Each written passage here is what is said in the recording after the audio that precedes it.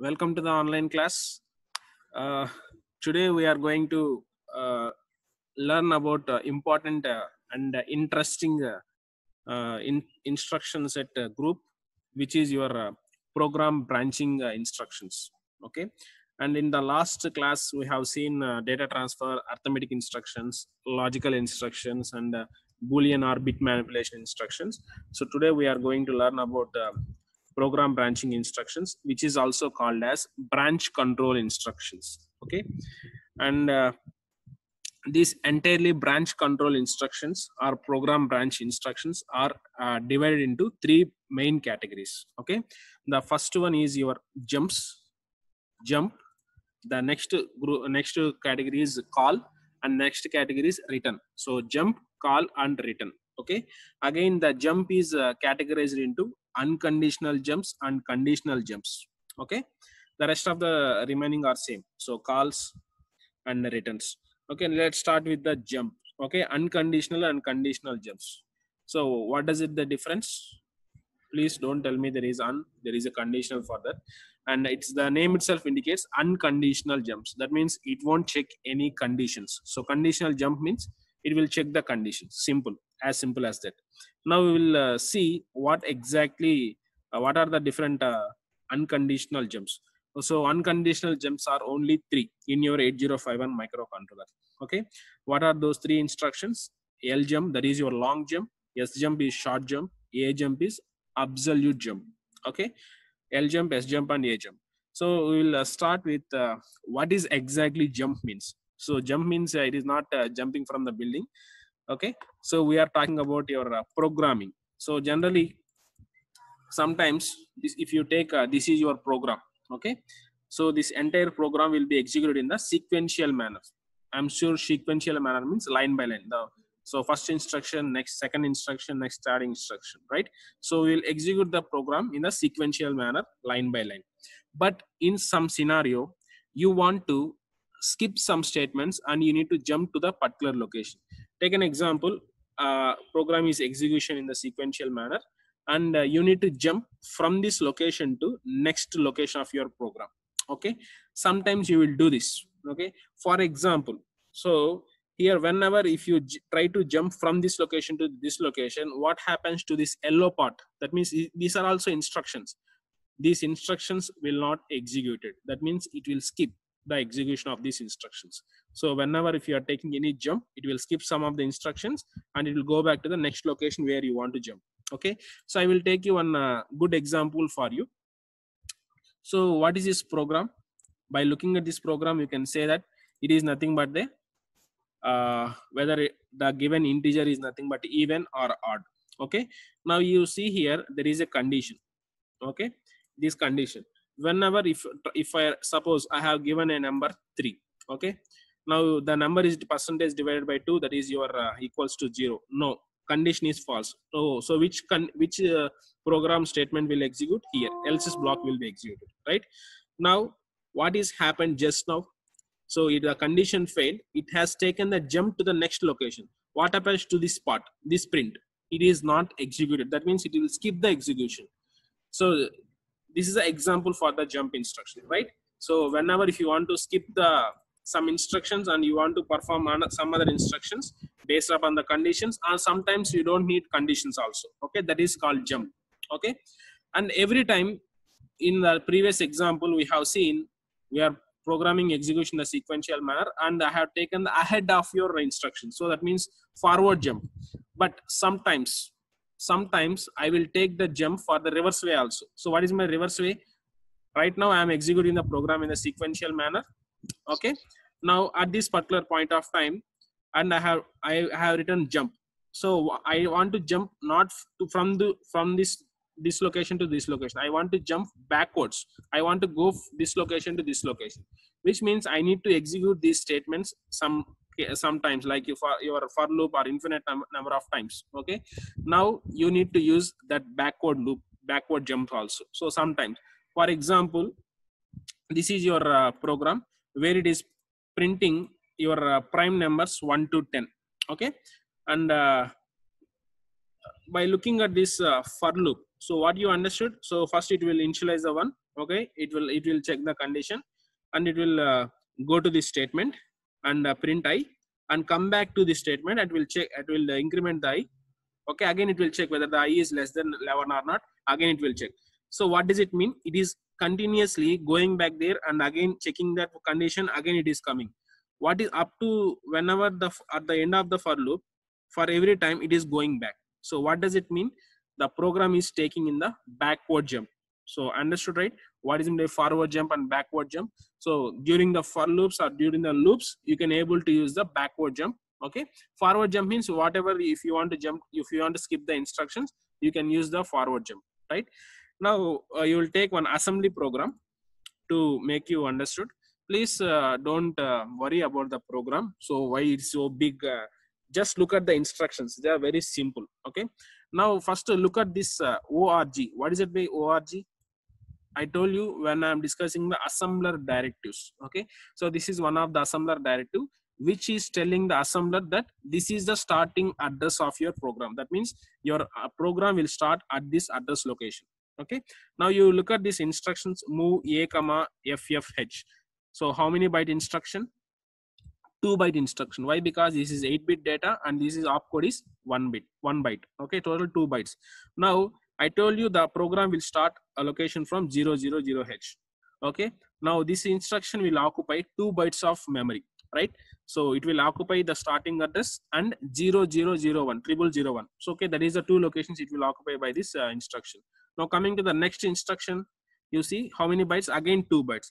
So from which address location it will access? 0002 to 003. Okay, why? Because the previous instruction occupied 000 and 0001. Now how many byte instruction? The third line, 1 byte instruction. That's why it will take 004. And again the next one is 3 byte instruction. This is 3 byte. Why? Because I am giving 16-bit number here, which is a 16-bit address, and it is 3 byte instruction. It will take occupy 3 bytes. So 5, 6, 7. So it will occupy these 3 bytes, and the next byte it occupy will the next instruction, and so on. Okay. So my point is here, I want to jump. So you see in this instruction, in this particular point, LJMP, that means long jump. So that means it is actually taking jump. Okay, and where you want to jump, so that jump you need to give in the form of address. Okay, now why I have given this address, you know right now, and I want to jump to this particular address location. Where is this 000E 000E? Here you can able to see. Okay, to this address location I want to jump. Okay, now what happens to this instruction in between these instructions? Okay, these instructions are skipped. It will not execute it. Why? Because I have taken the jump from this location to this address location and I will start executing. Okay, now whenever if you want to execute any instruction, what is a register you need? Program counter. Okay, whenever if you change the value of the program counter, okay, the processor will see that value and it will start executing from that line. Now what this ljump 003 000EH, what it will do? It will keep this value. So earlier the program counter will store the value of 005, and whenever during the execution of this instruction, the value should be loaded into the PC, which is 000E. Okay, so whenever the 000E is loaded into the PC, immediately the program counter will go to this instruction and the processor will start executing from this instruction, right? This is called your forward jump. Now I am having one big question, or you are also having one big question. Suppose here I want to jump to particular address location. Every time I need to know what is the starting address and how many bytes each instruction will occupy. You need to know whenever if you're writing like this. So it is very difficult for the programmer, for you and me, right? So because I need to calculate each and every address location of the instruction, because if I want to use the jump instruction, I need to know its address where I want to jump. So that's why to eliminate this problem, come to the right side part, I am using labels. So I am sure you know the labels, right? In the assembler directive. Now see this point, the same example. Instead of giving 000EH, I am giving MPMC. Whatever the name I require, I can able to give. That is called label. Okay. Suppose you can give your name also. Now, whenever if I write ljump MPMC, in which location it will jump? Jump to the MPMC. Where is MPMC? Here. Okay. Now it will jump from this location to here. But here, what is advantage. What is the advantage? Here I am not using the address which I am specifying to go back to the particular location. Instead of knowing the address, I am giving the label. So I already told you the label must be terminated with a colon. So here there is a colon, right? And who will calculate the addresses? Assembler will calculate the address. Okay, so that's why I have given the org. So based upon the starting address, it will calculate the how many bytes each instruction will take, and what is the MPMC label will occupy which instruction address. Okay, which is your 003 000EH. So MPMC will be assigned a address of 000EH by the assembler. Okay, so this is how we can able to use the jump instructions. So this is your forward jump, and here the instructions is skipped here. And coming to the next example, I am explaining the backward jump. Sometimes you want to execute repetitive instructions for so many number of times or infinite number of times. You can use the backward jump. Okay, you take here in this example L jump back. So what is it? Back is nothing but label. So go to that label. Where is that label? Here. In this label, I am having from this label, I am having from this instruction. Okay. Now it will jump to this particular label, and it will start executing from these instructions. Okay. Which means after executing this last line of this instruction, again L jump back. Again it will go there. That means infinite number of times I am executing these instructions. Right now, just now we have seen how to make the loops with the help of jumps, right? This is the base for your C language, like your for loop, while loop, do while loop, etc., etc., etc. Okay, so the jumps are playing the major role in your programming. Okay, especially in the higher level language. So whenever if you want to implement the same logic in your assembly level language, you need to use the jump instructions. Okay, that's why whenever you are doing the serious programming, whenever if you do the serious programming or intense programming, you need to use the for loops. Okay, so that's why for loops are any loops. So whenever if you use the loops, the program makes simpler, much easy. So that's why we are using the jump instructions to make the loops. Okay, now whatever the things which we have seen are called unconditional jumps. So right now I have not checked any condition. So it is whenever if I write L jump address, so it will go back to that particular address or label. Okay, all these are called unconditional jumps. So without checking any conditional, it will simply go back to the particular location of that program and will start executing from that program. Okay, now take an example. How many unconditional instructions are there? I mean, unconditional jumps are there. 3 jumps, so which is your long jump, short jump, and absolute jump. So first instruction, which is nothing but your L jump, which is LJMP. Okay, long jump, and we are using L address. L address means long address. Now, right side you can see this diagram, right? Now, what is this diagram represents? It is nothing but the address locations of your memory. Now, what is the external RAM size or external ROM size of your 8051 microcontroller? 64 KB. What will be the starting address? 4 zeros, so 0000H, and ending address will be FFFF. Why? Because it is a 16-bit address. So external memory, if you want to access 64 KB, you require 16-bit address. That's why the starting address is 000H and ending address is FFFH. I'm sure you know this one, right? Now, in this long jump, so jump means what is the meaning of jump? I will go from this location to any location of your program. Okay, so in this long jump, I can able to jump from the starting address location to maximum of FFFF. That means I can able to jump maximum of 64 KB memory location. Okay, suppose the starting address is 000. I want to jump to the next location. What is the maximum location you can jump? Is nothing but your FFFF. That is called long jump. So this is a diagram to and fro you can able to see, right? So that means I can able to jump forward as well as I can able to jump backward. So what is the maximum size we can able to jump? That is your 64 KB. Okay, and can I jump from small location from this area to this area? Yes, you can jump. Can I jump from here to here? Yes, you can jump. The maximum location is you can jump up to here is the maximum size of your memory location. Okay, that's why they name it as long jump. So among these 3 instructions, this is the longest jump you want to take place. Okay, and the range of your jump is nothing but your 64 KB. Why? Because we are using 16-bit address bus. 16-bit addresses. Okay, and if you are writing any instruction like ljump address, so what is the size of the address? 16-bit. Now what is the size of your instruction will take occupy whenever if you write ljump address? So address is 16-bit, which is nothing but 2 bytes. Okay, and ljump is nothing but your opcode, which will occupy 1 byte. So total 3 bytes the instruction will occupy, right? ljump label or ljump address. So and you need to calculate the PC address. So why PC address? I told you, whenever if you want to take the jump, you are changing the value of the PC. So the PC will get the address which is specified in this particular area, ljump address. So that address is given directly to the PC. PC will go to that particular address and processor will start executing from that address location. I'm sure you understood, right? And the next one is your sjump, which is called short jump. The name itself indicates it will take only within a small limited area it can able to jump.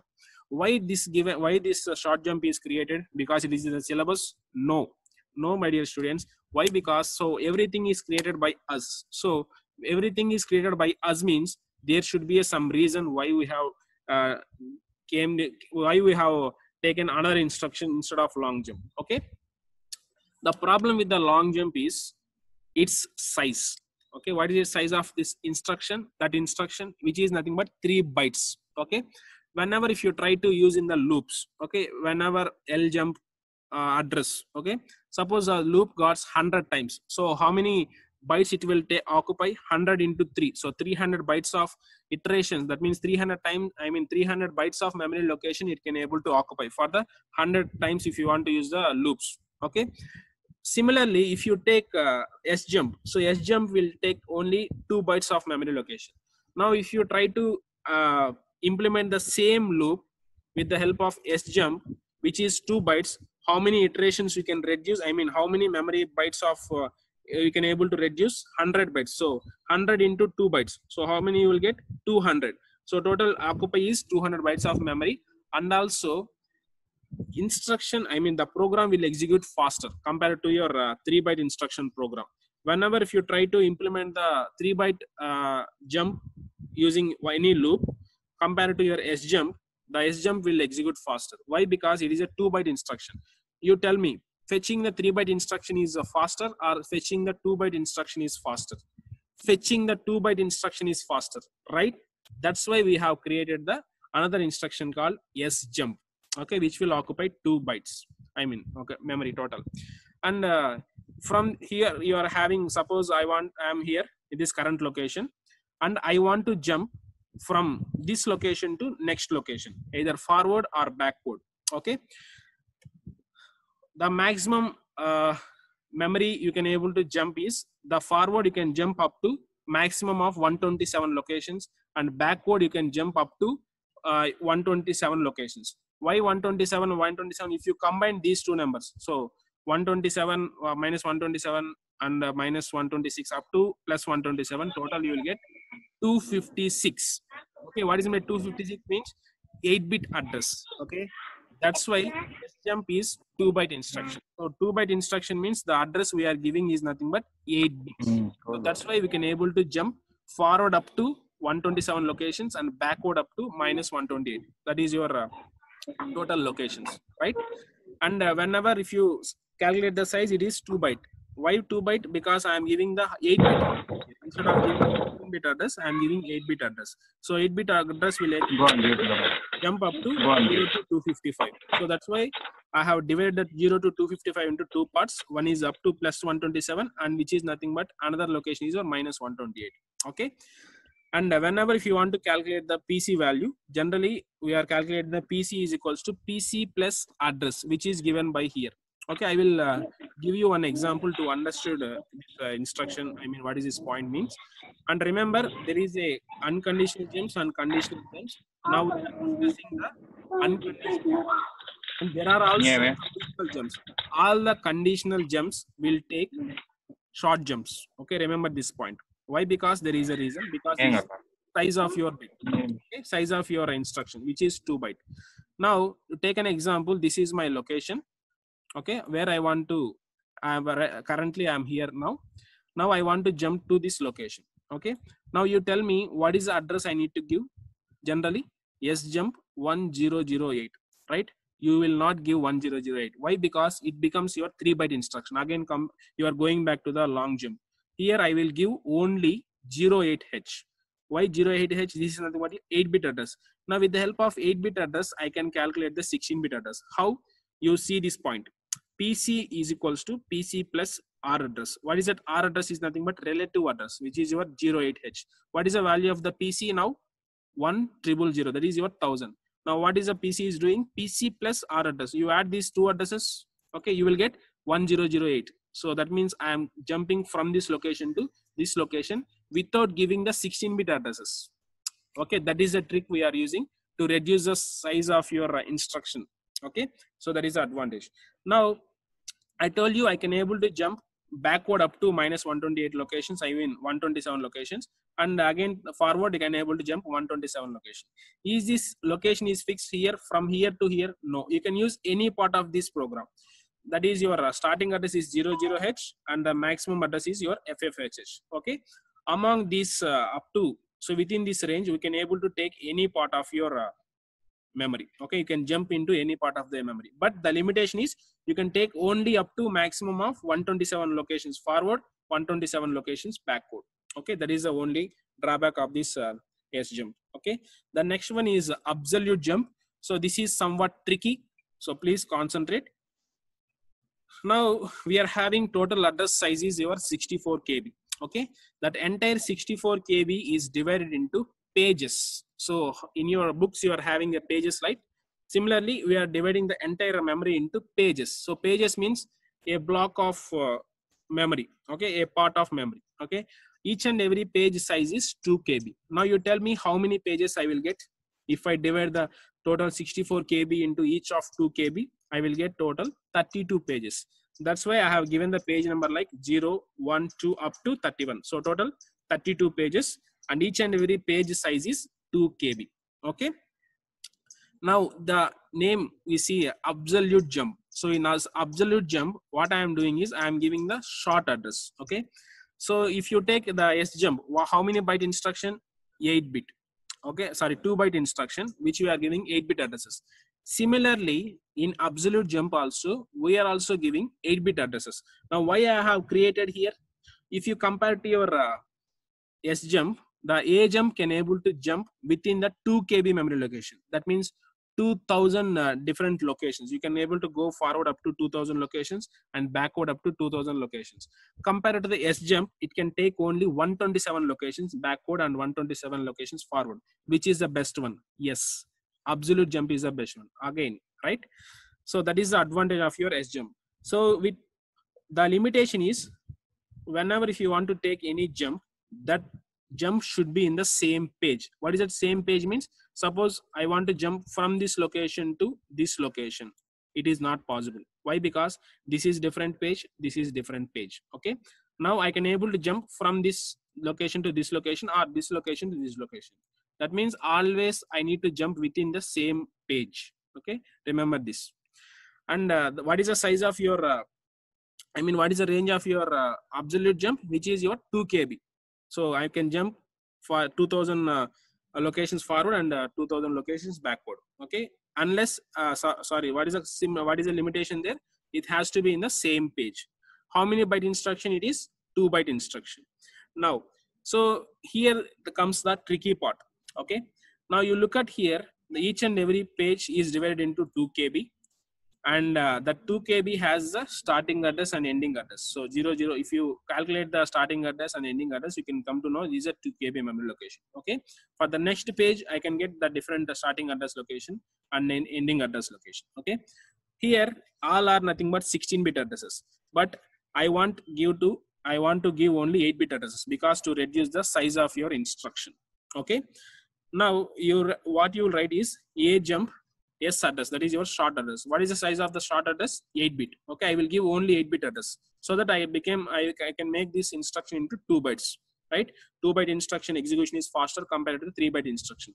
That is all about. Okay, so we will take PC, how to calculate the PC address. Now I have given 8-bit address. So I have given 8-bit address. And what is the size of your PC? 16-bit. It requires 16-bit address, but I am giving only 8-bit address here. Who will give the remaining 8-bit address? Okay. Now, if you look at these addresses of your page, the first bit of your page, all are same. Okay, for each and every page. Okay, look at this. For one page, the first last two bits of your address is same. The last two bits of this address is same, and the last two bits of this address is same. Okay, the last two bits is nothing but your hexadecimal digits. So one can be represented with 4 binary digits, right? Along with the 4 binary digit, the next digit also will be same. So total, how many bits are same for each and every page? 5 bits. So that's why the PC will store the first 5 bits of your address location. And so now I have given 8, and already PC has the 5. And how many bits I need to give? So total 13. So total 13 I have given. And what about the remaining 3? So the 3 remaining give by the opcode. Okay. So whenever if you want to give a 3 different bytes, it requires 8 combinations. That's why absolute jump consists of 8 different opcodes for the each instruction. Okay, remember this. For each and every address, you are getting 8 different opcodes. So which opcode if you want to use, that will be chosen by the assembler. Okay, so this is how we are going to use the absolute jump. Okay, so compared to the long jump and short jump, what is the advantage? Short jump has lesser byte. Okay, but the long jump can able to jump up to maximum location. The longest jump is your long jump. But what is the advantage of the short jump? We can able to reduce the size of your byte of the instruction, and you can able to execute the program faster. Now compare it to your absolute jump and short jump, same advantage, but there is extra advantages. I can able to jump to the maximum different range, which is your 2000 memory location, which is your 2 KB. Okay, in S jump I can able to go up to 127 locations forward, 128 locations backward. But in absolute jump I can go 2000 locations forward and 2000 locations backward. So that is the advantage of the absolute jump. So it depends upon the requirement, you can choose the which jump you want to use. Okay, this is all called about unconditional jump. So unconditional jump means without checking any conditions, I am jumping to the next location. Okay, now we will see instruction by instruction. Some instructions are there. Jump at the rate a plus dptr. What does it mean? It will calculate the a address. Okay, and it will calculate the dptr, and it will add these addresses and jump to that particular location. Okay, and I understood, right? Now take an example. A is having 10h and the dptr is having 20,000h. Okay, now whenever if you write this instruction, it will go to this location. While this location, you will calculate the a plus dptr address and go back to this location. Okay, so that is called unconditional jumps. Now coming to the conditional jumps. So what is mean by conditional? Condition means either true or false. There are only 2 possible conditions, right? So these they based upon these 2 possible conditions, I am getting conditional jumps. Now first we will see the what is for instruction 1, djnz or your address. Okay, now look at this example. djnz. What is meant by djnz? Decrement register R7. Okay, and check it is not 0, then go back to your, and if it is not 0, then go to this location. Now we will take one program for explanation. org. So this is your starting address of your program. What I am doing is, there is a LED is connected. I want to turn on this LED for 5 times, turn off this LED for 5 times. Remember this, I want to turn on this LED, turn off this LED, and I am using port 0 to it. So port 0, I am sure you know that there is a port 0, total 8 lines, and for the 0.2 pin, so there is a port, each and every port consists of 8 pins. So I have connected a LED for the second pin of your port. Okay, if I want to make this LED to turn on, what is the value I need to get? 1. Okay, if I want to make the LED is 0, I mean turn off, I will put the value 0, this particular pin. I am sure you understood this. Okay, how many times I want to turn on? 5 times. How many times I want to turn off? 5 times. So total 10 times I need to make one loop. Okay, now see here, this is my starting address location of your program, and what I am doing is move R7 hash 10h. So 10 is loaded into your R7, and what I am doing, clear 0.2. So before turning on or turning off the LED, you need to clear the register, I mean particular bit. So clear means it will consist of by default 0. So by default it will be in the off position. Okay, now the next instruction is CPL 0.2. What is it? CPL means complement. Complement means earlier, whenever if you write this instruction clear, what is the value now? 0. After executing this instruction, what will be the value now? So 0 will be gets replaced with 1. Okay, whenever if I write 1 to this particular pin, what will happen? LED will be turned on. Okay, so now turn on. Now come to this instruction. What is this instruction mean? Decrement R7 first.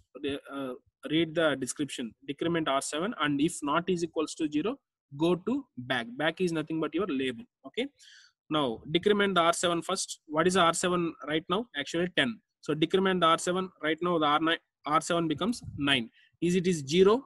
No, it is not 0. Now what is the condition? Where I need to go? Back. Where is the back here? This is the back. Okay, go to the back. Back means here the from this instruction it will execute again. What is this instruction? Complement. So earlier P 0.2 consists of what is the value? 1. So complement means I will make this one as 0. Okay, so whenever if I write 0 to this pin, what will happen? LED gets turned off. Right now, after LED gets turned off, what will happen? Come to this instruction DJ and again decrement the R7. Now R7 becomes 8. Okay, similarly it will complement this bit. So how many times? 10 times. So for every 5 times you can able to turn on this LED.